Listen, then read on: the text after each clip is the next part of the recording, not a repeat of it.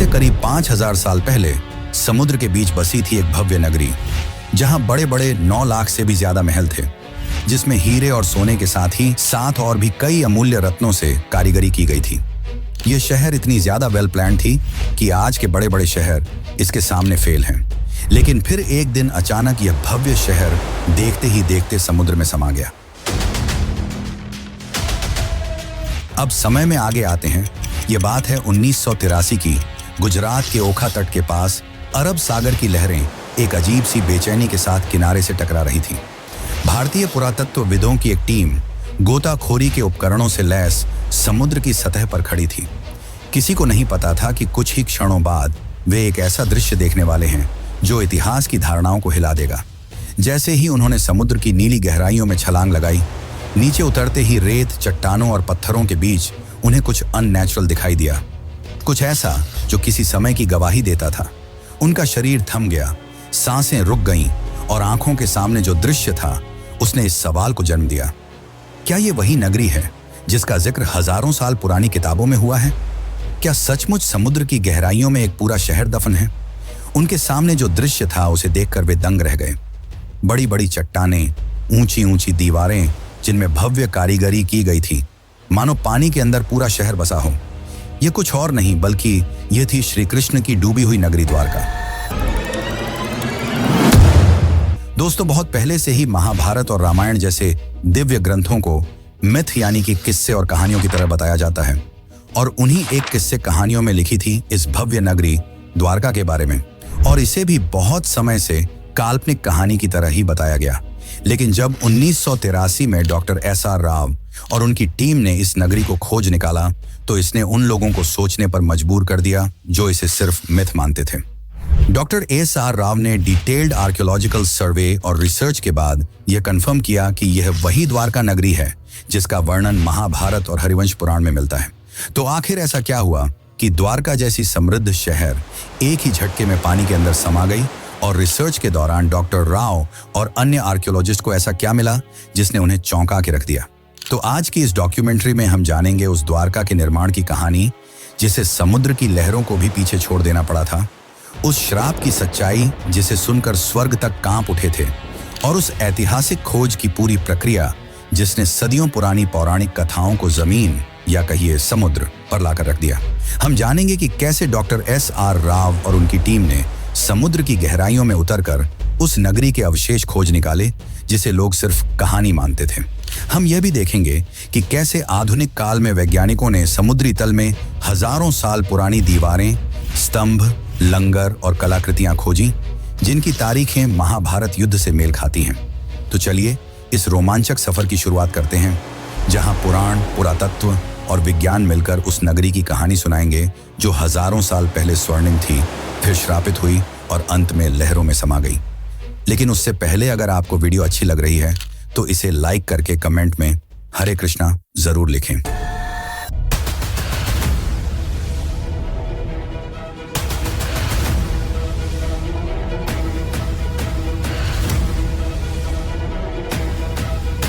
Dwarka and came to the conclusion that it was the Dwarka of Mahabharata.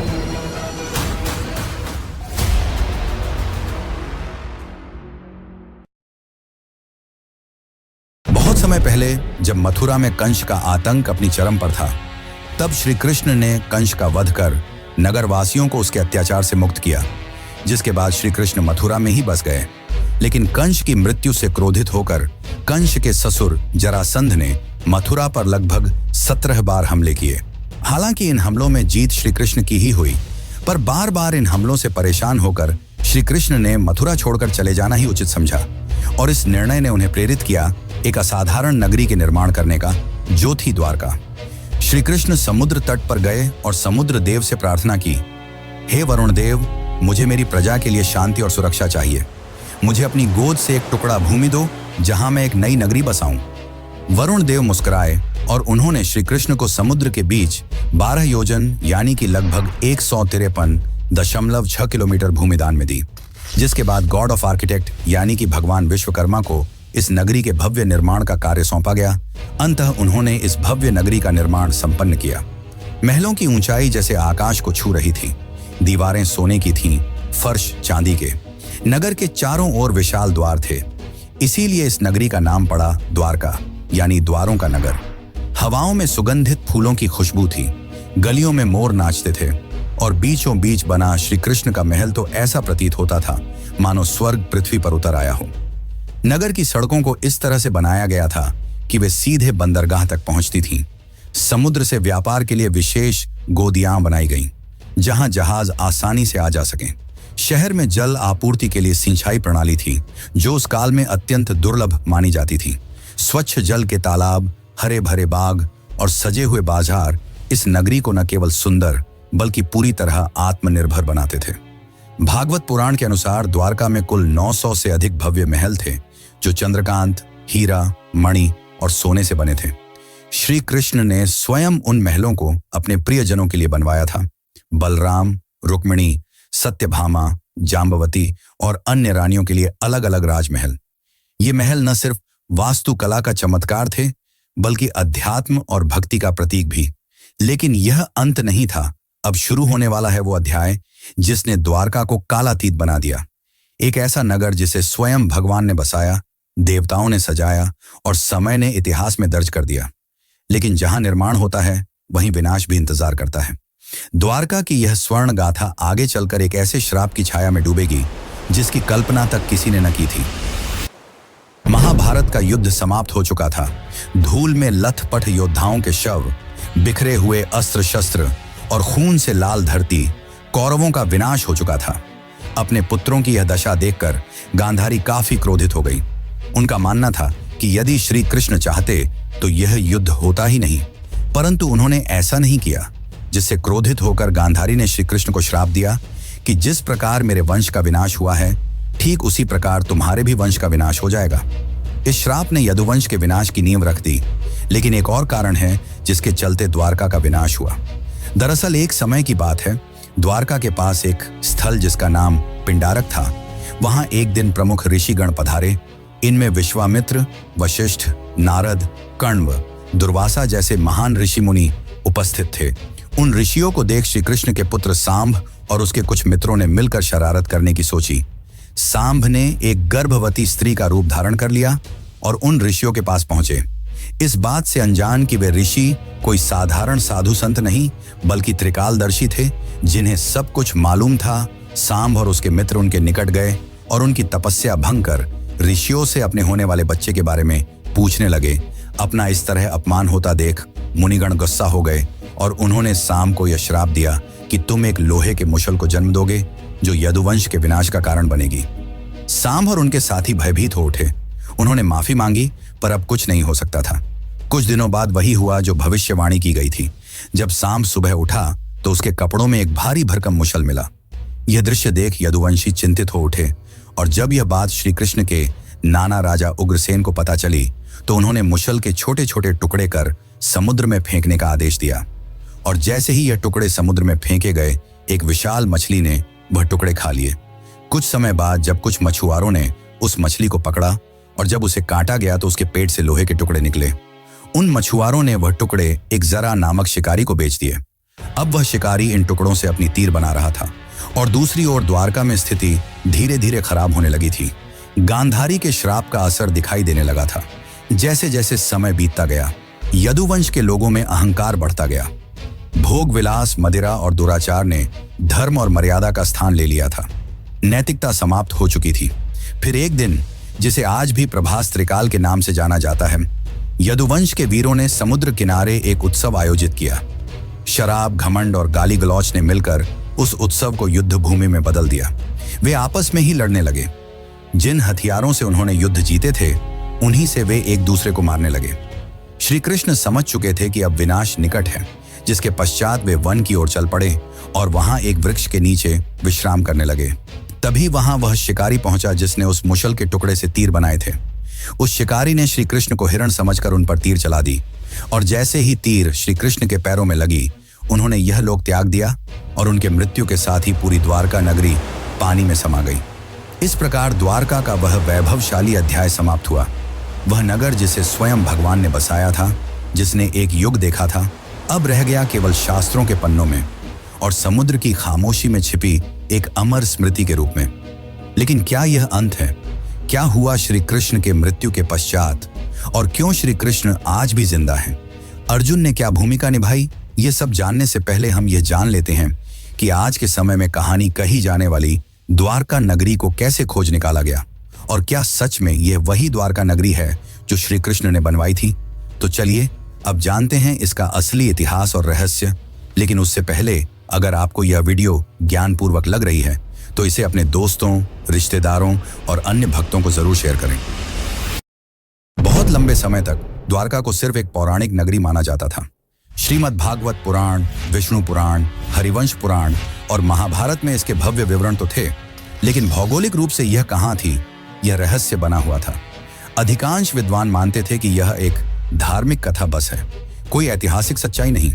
लेकिन यह सोच पहली बार 1930 के आसपास हिली, जब गुजरात के सौराष्ट्र इलाके में कुछ मछुआरों और गोताखोरों ने समुद्र के अंदर अजीब पत्थरों और ढांचों को देखने की बात बताई। यहाँ तक कि कुछ पायलटों ने, जो अरब सागर के ऊपर उड़ान भर रहे थे, बताया कि उन्होंने पानी के नीचे सीधी रेखाओं जैसी आकृतियां देखी हैं, जैसे कोई पुराना शहर हो। यहीं से उस राज की तलाश शुरू हुई जिसने एक प्राचीन कहानी को एक खोज में बदल दिया। फिर आया साल 1963, जब भारतीय पुरातत्व सर्वेक्षण विभाग यानी कि ASI ने पहली बार बेट द्वारका के पास खुदाई शुरू की। ये वही इलाका था जिसे स्थानीय लोग सदियों से भगवान श्री कृष्ण की नगरी मानते आए थे। खुदाई में वहां से कई प्राचीन बर्तन, मूर्तियां और पक्के ढांचे मिले। इससे ये तो साबित हो गया कि यह जगह काफी पुरानी है, लेकिन इससे द्वारका की असली पहचान अभी भी पूरी तरह साफ नहीं हुई थी। इसके कुछ साल बाद 1970 के दशक में एक और बड़ा सुराग मिला। जामनगर के सरकारी रिकॉर्ड में एक प्राचीन ताम्रपत्र का जिक्र था, जो करीब 6ठी शताब्दी का बताया गया। यह ताम्रपत्र सिंधदत्य नाम के राजा से जुड़ा था और उसमें साफ साफ लिखा था कि यहाँ भगवान श्री कृष्ण निवास करते थे। यह ऐसा पहला ऐतिहासिक दस्तावेज था जिसमें धर्म और इतिहास आपस में जुड़ते नजर आए। इससे इतिहासकारों को पहली बार यह लगा कि द्वारका सिर्फ एक कल्पना नहीं, बल्कि शायद एक खोया हुआ सच है। इसके बाद इस खोज को सही दिशा दी SR राव ने। वे ASI के वरिष्ठ अधिकारी थे और भारत के शुरुआती समुद्री पुरातत्वविदों में से एक माने जाते हैं। उन्हें महाभारत और पुराने ग्रंथों की बातों पर भरोसा था। उन्होंने उन विवरणों की तुलना आधुनिक समुद्री नक्शों से की और पाया कि अगर द्वारका सच में कभी बसी थी तो वह गुजरात के पश्चिमी तट पर ही रही होगी। इसी सोच से 1979 में भारत में पहली बार समुद्र के नीचे पुरातात्विक खोज की नींव रखी गई। डॉक्टर राव ने गोवा स्थित नेशनल इंस्टीट्यूट ऑफ ओशनोग्राफी यानी कि NIO की मदद ली और एक नई खोज का अभियान शुरू किया। यह काम आसान नहीं था। न तो उस दौर में भारत के पास अच्छे उपकरण थे, न ही आधुनिक तकनीक। फिर भी उन्होंने स्थानीय मछुआरों, गोताखोरों, पुरानी नावों और शुरुआती सोनार तकनीक की मदद से समुद्र के अंदर छिपे राज को ढूंढना शुरू किया। और इसी दौरान समुद्र की सतह के नीचे उन्हें कुछ ऐसे ढांचे दिखाई देने लगे जो किसी भी नजरिए से प्राकृतिक नहीं लगते थे। वहां पत्थरों की लंबी दीवारें थीं, बड़े बड़े खंभे थे और ऐसे लंगर भी मिले जो साफ बताते थे कि वहां कभी जहाज आते जाते रहे होंगे, यानी ये जगह एक पुराना बंदरगाह रहा होगा। लेकिन ये तो बस शुरुआत थी, असली खुलासे तो अभी बाकी थे। 1979 की खोज ने एक ऐसा दरवाजा खोल दिया था जिसके पीछे छुपी थी एक बहुत पुरानी, लगभग भूली हुई कहानी। अब 1980 का दशक उस कहानी को सच साबित करने की जिद बन चुका था और इस जिद की सबसे बड़ी वजह थे doctor SR Rao. Doctor Rao को महाभारत और पुराणों में लिखी बातों पर पूरा भरोसा था। उन्होंने उन ग्रंथों के नक्शों और विवरणों को पढ़ा, समझा और फिर आधुनिक समुद्री मानचित्रों से मिलाया। उन्हें यकीन था कि श्री कृष्ण की वो नगरी, जिसे दुनिया ने बस एक कहानी मान लिया था, वो कहीं ना कहीं अरब सागर के नीचे आज भी मौजूद है। लेकिन उनका ये सफर बिल्कुल भी आसान नहीं था। उस समय भारत में समुद्री खुदाई यानी कि मरीन आर्कियोलॉजी एक बिल्कुल नया क्षेत्र था। न सरकार के पास इस काम के लिए पर्याप्त पैसा था, न वैज्ञानिकों को इस बात पर भरोसा कि समुद्र के नीचे कोई शहर भी हो सकता है। बहुत सारे लोग इस प्रयास को बस धार्मिक सोच का हिस्सा मानते थे।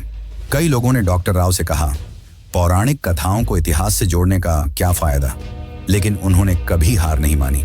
डॉक्टर राव ने ASI और गोवा के नेशनल इंस्टीट्यूट ऑफ ओशनोग्राफी के साथ मिलकर एक समुद्री अभियान शुरू किया। इंडियन नेवी के गोताखोरों की भी मदद ली गई, लेकिन चुनौती सिर्फ यह नहीं थी कि लोग विश्वास नहीं कर रहे थे। असली मुश्किल थी टेक्नोलॉजी और संसाधनों की कमी। उस समय न तो सोनर जैसी आधुनिक तकनीक थी, न ही पानी के अंदर काम करने वाले रोबोट्स। डाइवर्स को अपने हाथों से समुद्र की सतह को टटोलना पड़ता था। 1980 के दशक में, यानी लगभग 40 साल पहले, समुद्र में जाकर खुदाई करना कोई आसान काम नहीं था। इसके लिए archaeologist, divers, oceanographers, under water photographers, historians, geologist और बहुत से टेक्नीशियनों की जरूरत होती थी। इतनी बड़ी टीम को बनाना और उन्हें काम पर लगाना अपने आप में एक बड़ा काम था। फिर भी राव ने हार नहीं मानी। फंडिंग की इतनी कमी थी कि उन्होंने अपने वेतन से टीम का खाना तक खरीदा। उन्होंने सिर्फ 800 रुपये में एक्सपीडिशन शुरू किया था, और ये भी उन्हें छोटे छोटे फंड्स इकट्ठा करके मिले थे। वह चाहते थे कि सरकार एक स्थायी समुद्री पुरातात्विक इकाई बनाए, लेकिन यह इतना भी आसान नहीं था। 1983 से 1992 के बीच राव की टीम ने लगभग 12 बार समुद्र में जाकर खुदाई की। खोज के लिए बेट द्वारका और आसपास के इलाकों को चुना गया, और फिर एक एक कर सामने आने लगे ऐसे सबूत जिन्होंने न सिर्फ भारत को बल्कि पूरी दुनिया को चौंका दिया। गोताखोरों ने समुद्र के तल से लगभग 30 मीटर नीचे 560 मीटर लंबी पत्थरों की दीवार खोज निकाली। ये कोई प्राकृतिक बनावट नहीं थी, ये इंसानों द्वारा बनाए गए शहर की दीवार थी। उसकी बनावट वैसी ही थी जैसी महाभारत में द्वारका के वर्णन में मिलती है। फिर मिले 30 से भी ज्यादा पत्थर के खंभे, जो शायद किसी महल या भवन का हिस्सा रहे होंगे। ऐसे लंगर यानी कि एंकर्स मिले, जिनसे पता चलता था कि वहां से नौकाएं चला करती थीं। कुछ 3 छेद वाले एंकर भी मिले, जो उस समय की एडवांस नेविगेशन को दिखाते थे। इसके अलावा सील, लोहे और पीतल की वस्तुएं और मिट्टी के बर्तन भी मिले। इनकी कार्बन डेटिंग और थर्मोलुमिनेसेंस डेटिंग से पता चला कि यह चीजें 1500 ईसा पूर्व से लेकर 3000 ईसा पूर्व के बीच की हैं। और तो और, एक बर्तन तो 9000 साल पुराना निकला, जिसने वैज्ञानिकों को भी हैरान कर दिया। परंतु दुनिया भर के बहुत सारे इतिहासकारों ने इसे मानने से इनकार कर दिया। उन्हें यह एक माइथ रिवाइवल यानी सिर्फ धर्म को प्रचारित करने की कोशिश लगी। लेकिन डॉक्टर राव का जवाब साफ था, मैं ग्रंथों को धार्मिक किताबें नहीं, ऐतिहासिक दस्तावेज मानता हूं। जब रोम, एथेंस और बाबुल जैसे शहरों की खुदाई हो सकती है, तो द्वारका की क्यों नहीं? साल 1990 आते आते टीम को 500 से ज्यादा आर्टिफैक्ट्स, एंशिएंट हार्बर वॉल्स और एक सुनियोजित शहर के संकेत मिल चुके थे। अब यह बात लगभग तय हो गई थी। द्वारका कोई कल्पना नहीं, वह एक असली, समृद्ध और व्यवस्थित सभ्यता थी जो समुद्र में समा गई। लेकिन अभी तो सिर्फ सतह खुली थी। असली राज तो समुद्र के और अंदर छुपा था, और वहीं से शुरू होता है अगला अध्याय। 1990 तक डॉक्टर SR राव और उनकी टीम ने साबित कर दिया था कि द्वारका सिर्फ एक पौराणिक कथा नहीं, बल्कि एक डूबी हुई सच्ची सभ्यता थी।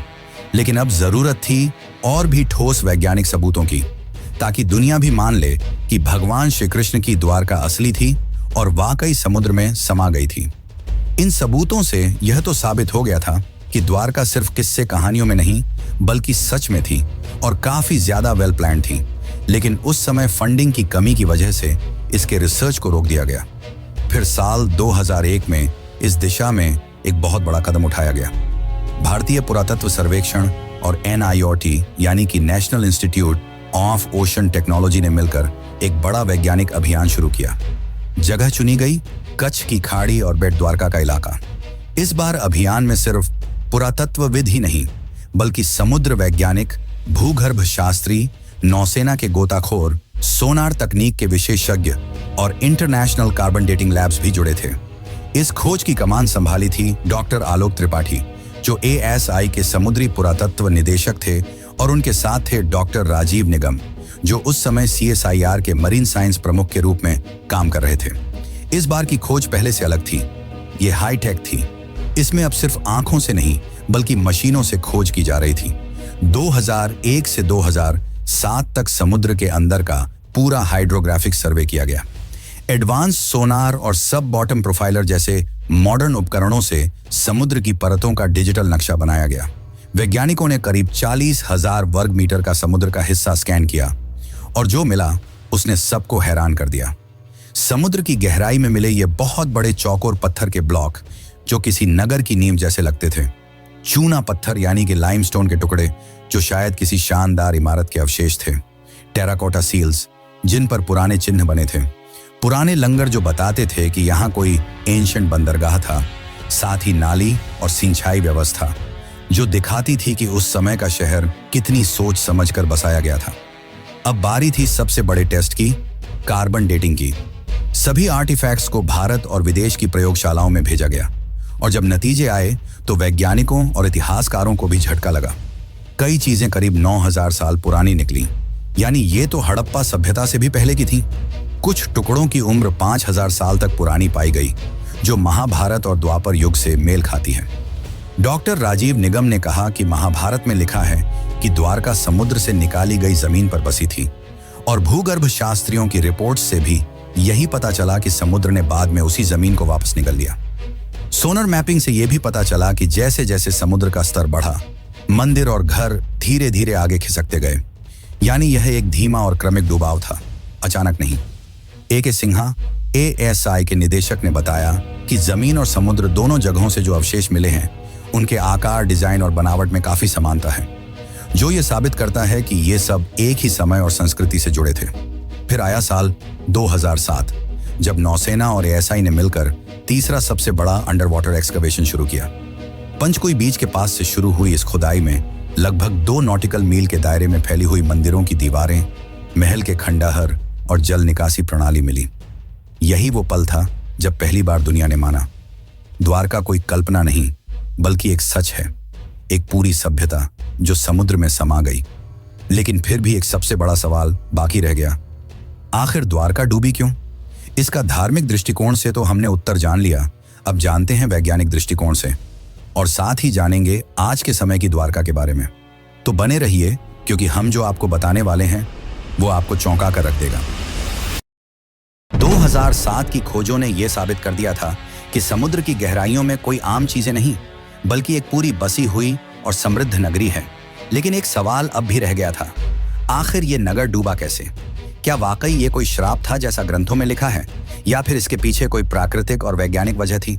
इन सवालों के जवाब ढूंढने के लिए वैज्ञानिकों ने रुख किया ओशियनोग्राफी यानी कि समुद्र विज्ञान और जियोलॉजी यानी कि भूगर्भ शास्त्र की ओर। अब तक जो मिला था वो सब प्रमाण तो थे, लेकिन अब जरूरत थी समय को मापने की, ये जानने की कि जब द्वारका बसी थी तब समुद्र में ऐसा क्या हुआ जो वो सब कुछ निगल गया। इस पूरे शोध का आधार बना सी लेवल राइज थ्योरी।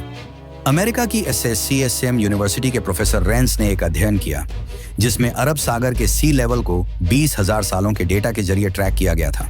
इस रिसर्च के मुताबिक 9,000 साल पहले यानी करीब 11,000 साल पहले समुद्र का स्तर आज के मुकाबले 25 मीटर नीचे था। 5000 ईसा पूर्व के बीच समुद्र अचानक बहुत तेजी से कई मीटर तक ऊपर उठ गया।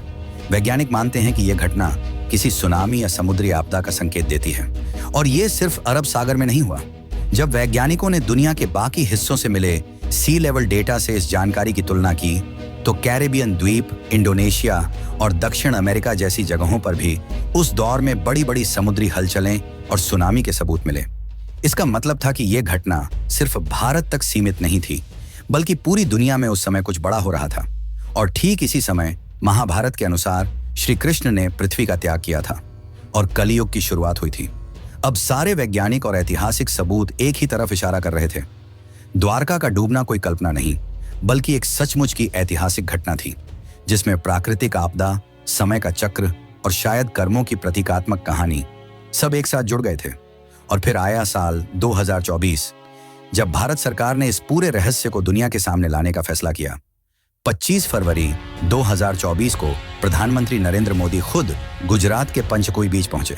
उनके साथ थी भारतीय नौसेना, ASI, NIOT और वैज्ञानिकों की एक टीम जो स्कूबा डाइविंग से समुद्र की गहराइयों में जाने वाली थी, वहीं जहां श्री कृष्ण की नगरी कभी खड़ी थी। ये कोई आम डाइव नहीं थी, ये इतिहास से साक्षात्कार था। जैसे ही प्रधानमंत्री समुद्र में उतरे, वहां पत्थर के स्तंभ, लंगर, मंदिर की नींव और प्राचीन दीवारें दिखाई दी। मोदी जी ने खुद समुद्र की गोद में मोरपंख अर्पित किया, जो श्री कृष्ण की स्मृति और भारत की सनातन विरासत को फिर से जीवंत करने का प्रतीक था। इसके बाद उन्होंने द्वारिकाधीश मंदिर में जाकर श्री कृष्ण और रुक्मिणी माता के दर्शन किए। मंदिर की 52 गज की ध्वजा, जो हर दिन 5 बार बदली जाती है, आज फिर हवा में लहराई, मानो ये संकेत दे रही हो कि द्वारका की सच्चाई अब दुनिया के सामने है। आज की तारीख में द्वारका 2 भागों में बसी है। एक जो है जहां लाखों श्रद्धालु हर साल दर्शन के लिए आते हैं, और दूसरी जो समुद्र के नीचे है, जिसे आज पूरी दुनिया जानती है the lost city of Krishna के नाम से। इस 90 साल की खोज, संघर्ष और वैज्ञानिक यात्रा ने दुनिया को यह दिखा दिया कि श्रद्धा सिर्फ आस्था नहीं, वो इतिहास की नींव भी बन सकती है। द्वारका सिर्फ भारत की कहानी नहीं है, ये पूरी मानव सभ्यता की याददाश्त है, जो ये सिखाती है कि सत्य और संस्कृति को भुलाया नहीं जा सकता, चाहे वो कितनी भी गहराई में क्यों ना छुपा हो। और इसीलिए आज भी द्वारका जिंदा है, कभी मंदिर की घंटियों में, कभी समुद्र की लहरों में, और अब वैज्ञानिक रिपोर्टों में भी। तो चलिए मित्रों, अब चलते हैं अपने आखिरी अध्याय की ओर। शताब्दियां बीत गईं, युग बदले, राजवंश मिटे, सभ्यताएं उगती और गिरती रहीं, लेकिन समुद्र वो आज भी मौन है, शांत, गूढ़ और रहस्यमयी। उसकी लहरों के नीचे दबी द्वारका की नगरी आज भी जैसे किसी इंतजार में है, न जाने किसके लिए। शायद उसके निर्माता श्री कृष्ण के फिर से लौट आने के लिए, या शायद इस धरती के इंसानों के उस बोध के लिए जब वे केवल इतिहास नहीं, अपनी आस्था में छिपे सत्य को भी पहचानना सीखें। द्वारका कोई कल्पना नहीं थी, वो एक यथार्थ था, एक स्वर्णिम यथार्थ जिसे एक श्राप ने लील लिया, एक समय ने छिपा दिया और एक समुद्र ने अपनी गहराइयों में समा लिया। लेकिन वह सत्य आज फिर उभर रहा है, टूटे स्तंभों में, पुरातत्व की रिपोर्टों में, सोनर की लहरों में और एक राष्ट्र की आस्था में। इस पूरी डॉक्यूमेंट्री ने हमें यह सिखाया कि आस्था और विज्ञान 2 विपरीत ध्रुव नहीं हैं, वे एक ही सत्य की 2 राहें हैं। एक राह हमें विश्वास दिलाती है और दूसरी उसे प्रमाणित करती है। द्वारका की कहानी बस एक शहर की कहानी नहीं है, यह उस संस्कृति की कहानी है जो अपने चरम पर भी विनम्र थी और अपने अंत में भी दिव्य।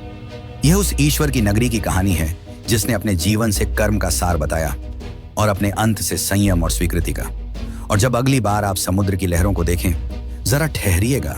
शायद किसी अगाध गहराई से आपको कोई बांसुरी की धुन सुनाई दे। शायद वो द्वारकाधीश अब भी आपको पुकार रहे हों, अपने नगर से, अपने सत्य से, क्योंकि कुछ कहानियां खत्म नहीं होती, वे सिर्फ इंतजार करती हैं दोबारा जगाए जाने का। जय द्वारकाधीश।